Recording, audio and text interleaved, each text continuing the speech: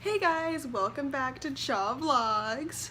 So today is Thursday, which means that it is my vlogging day, I guess you could say.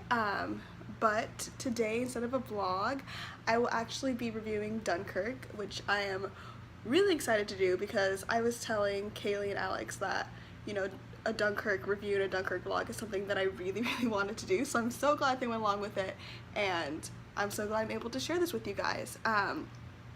If you hear any noise in the background, I'm really sorry. It's like 100 degrees in here, like it's really hot where I live, so you may hear a fan or two. I've turned most of them off, but it's hot. Anyway, so like I said, I am reviewing Dunkirk. Before I go any further, I do want to say that this particular review will have spoilers in it. If you guys want like a spoiler-free review, let me know in the comments down below, but this one will have spoilers in it. Just want to let you know before you start watching that there are spoilers in this video, and I will be talking about stuff that happens in the movie. Spoilers. I always hate spoilers, so I just want to let you guys know before I started that there are spoilers in this. Anyway, so Dunkirk is the new Christopher Nolan film. It just came out on July 21st in my country, my state. So I was really excited about that. I know that for myself a year ago, I was like, Harry Styles is in a movie, like, I'm gonna see it, like, this was a year ago, keep in mind, this is not how I feel now. I've done the same thing with Zac Efron, like, I've seen all of Zac Efron's movies because I'm just a big fan of his acting. Anyways, so when I heard that he was gonna be in a movie, I was like, I wanna see this movie, like, I don't even care what the movie is, like, I wanna see it right now. And then when I found out it was Dunkirk, I was kind of asking myself, like, I've heard that it's in World War II, and I know that it's like a war film, but what is it really about? Because I know that for myself, I never learned about Dunkirk in school.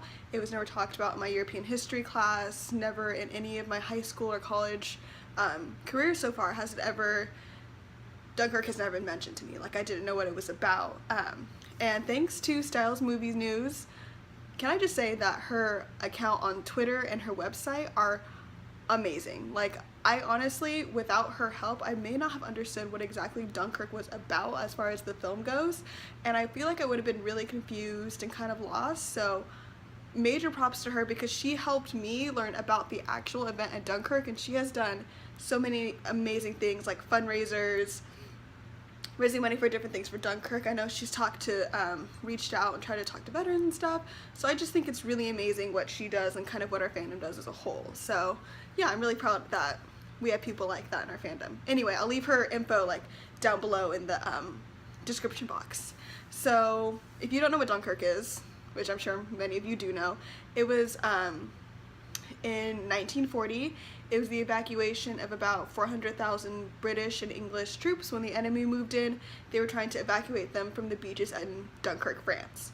So that's kind of what the movie's about. That is what the movie's about, that's the title. So that's what the movie's about, and once I kind of learned about it, I was like, okay, like, I'm excited, like, I know about it, I learned a lot of history about it, I read articles about Dunkirk, I've done research on Dunkirk, like, I really made sure that I kind of understood before I went in there, so that's something that's really exciting. Something I recommend also that you kind of check that out first.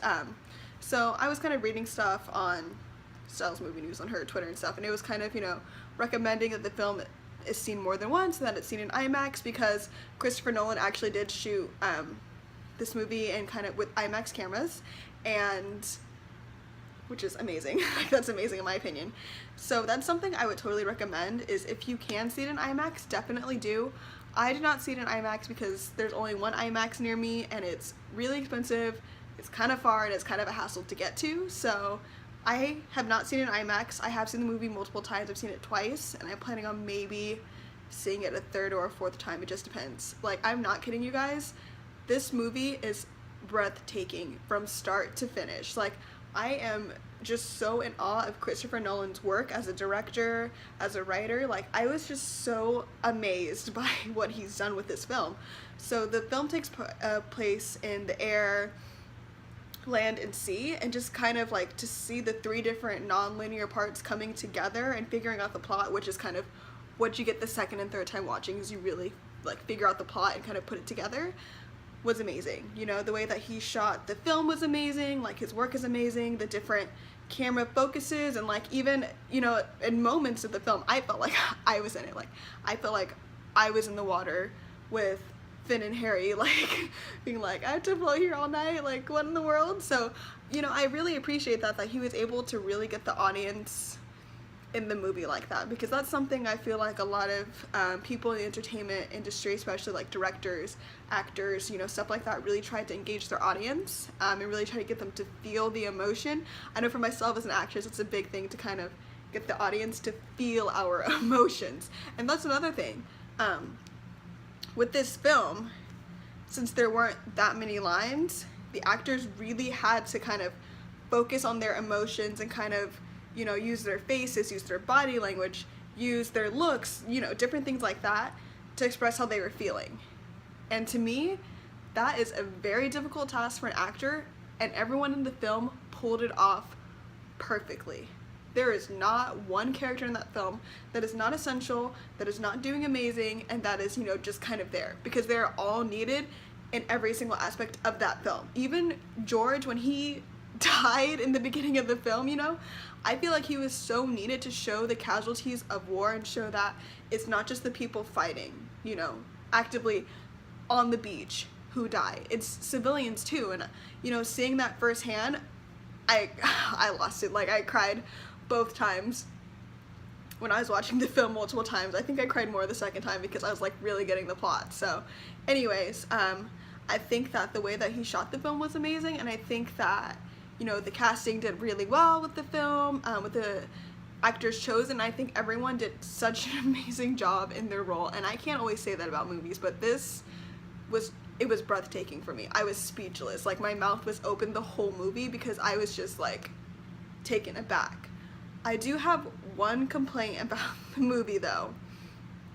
The air scenes.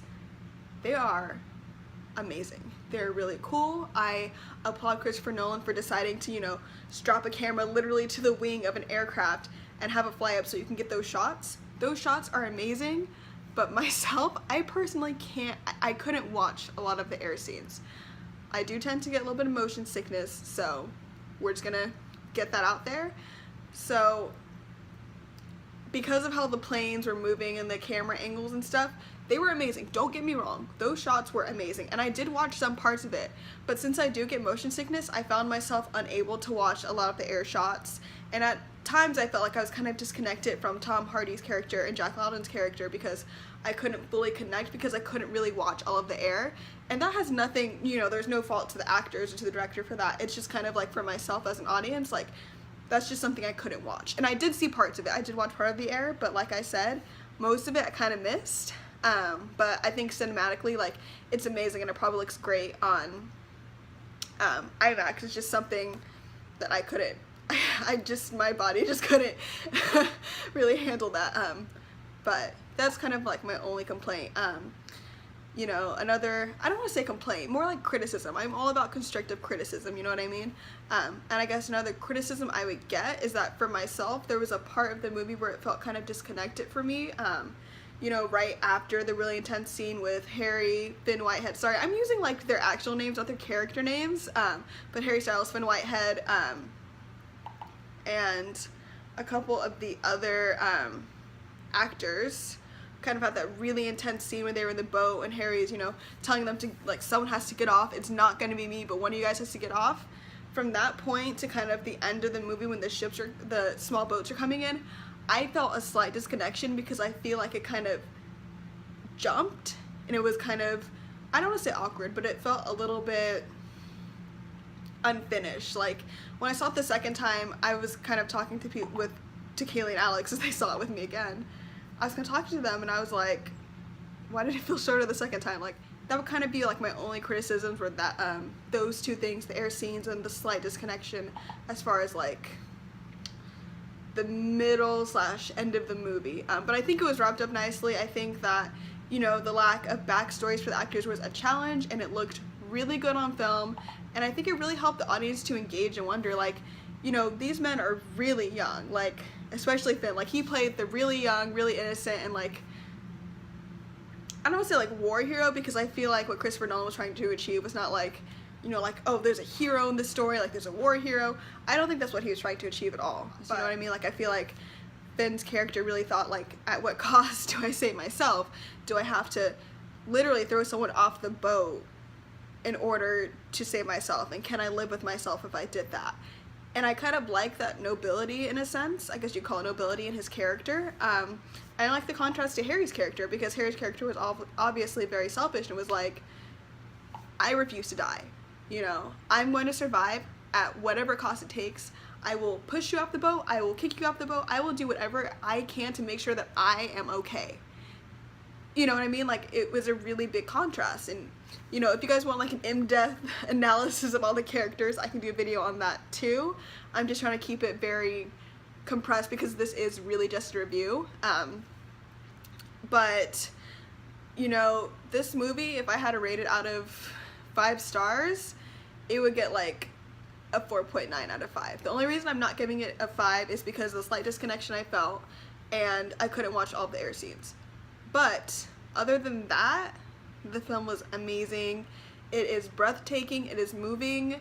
You know, I've seen so much interest in this movie from older adults, from children, and you know what? Like, I'm glad that I was able to learn about something like Dunkirk and to kind of see how we as Americans think about it versus people in the UK think about it, because I may see it one way, but how they see it, you know, is totally different, because of course, like, this isn't about American soldiers. This is not about, you know, what America did at that time. This is purely about the British and the French allies and what they were doing. And I really like that. I really enjoyed it. And I like that, you know, this movie is just, it's amazing. It's not what I expected at all when I was going into it, and I was telling Kayla yesterday, like, this movie could become my favorite movie, and no, it does not have anything to do with the fact that Harry Styles is in it. That has nothing to do with the fact that it may become my favorite movie. It may become my favorite because I like the honesty of the actors. That is something I appreciate so much. Honest reactions, Christopher Nolan's writing, his directing, and just how everything kind of comes together. I love it. You know, typically I don't see a movie twice in the same week, but I did, and I'm probably gonna go see it again. Like, I typically don't do that with movies, but this one was just so amazing and so breathtaking, and honestly, I'm very impressed. Like, I'm very impressed with this movie. So I think that's all I got for the review for right now. I don't want to, you know, go too deep, you know, like ramble and stuff. So if you guys want any like in-depth analysis of the characters, more about Dunkirk, anything else you want to see about the movie, have me kind of like talk about, like, I would love to do like an in-depth like what's it called, like movie analysis, and kind of like talk about like what I think about it, and kind of how I think the characters, what they represent, and you know, stuff like that. That stuff really interests me. So if you guys ever want to do that, leave a comment below. I can probably make a video like that. We can talk in the comments. We can talk about Dunkirk all day if you guys want to. But I think that's it for me. So stay tuned. Our next vlog should be up really, really soon. And yeah, see you guys soon. Bye.